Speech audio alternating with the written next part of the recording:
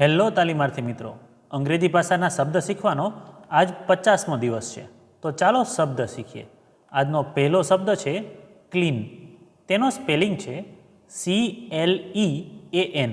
Clean એટલે સાફ કરવું. ઉદાહરણ તરીકે, please clean the table after lunch. કૃપા કરીને લંચ પછી ટેબલ સાફ કરો.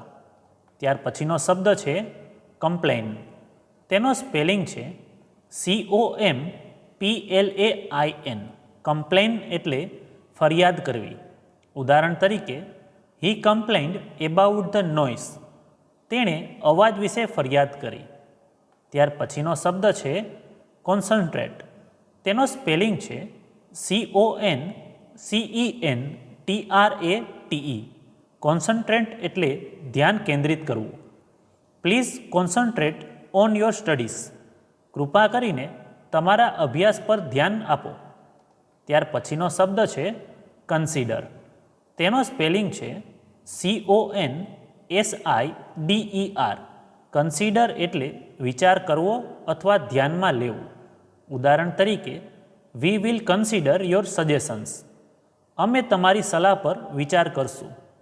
ત્યાર પછીનો શબ્દ છે કોઓપરેટ. તેનો સ્પેલિંગ છે COOPERATE. કોઓપરેટ એટલે સહકાર આપવો. ઉદાહરણ તરીકે, please cooperate with the team members. કૃપા કરીને ટીમના સભ્યો સાથે સહકાર આપો. તો મિત્રો, આજે શીખેલા 5 શબ્દો આ રીતે હતા.